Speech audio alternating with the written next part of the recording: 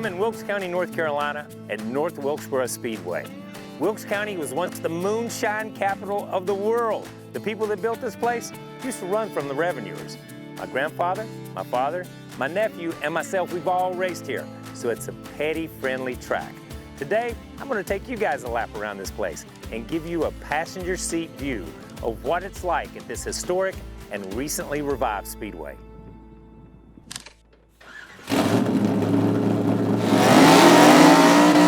My family's been coming to North Wilkesboro, I guess, ever since they built the racetrack.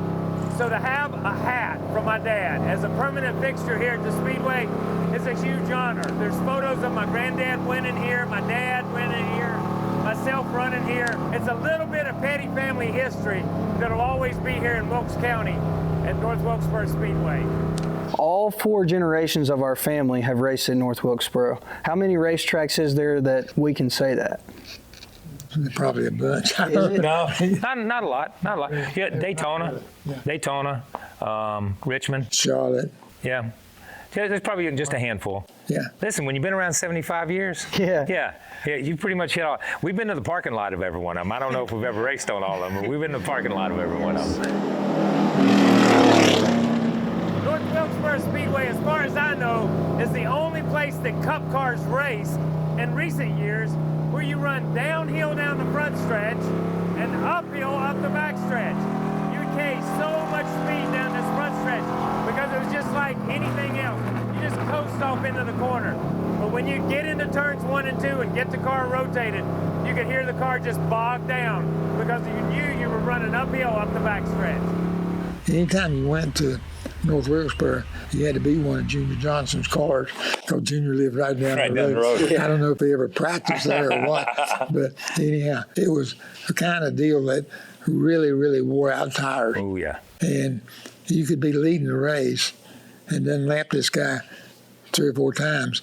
He'd come in and get a new set of tires. He'd go out and unlap himself a couple of times before his tire wore out. Yeah. So you never knew where anybody was at. You just run as hard as you could with the tires and stuff you had on the car and hoped it was good enough to get you to first place.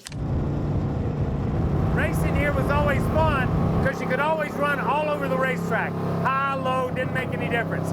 You'd get a position coming off the corner here and go down the front stretch, swing out next to the wall. When you get down to turn 1, it was a little bit tricky because you kind of had to do whatever the car in front of you didn't do. Hopefully, you'd get position on the guy in front of you and be able to take his line away getting into turn 3.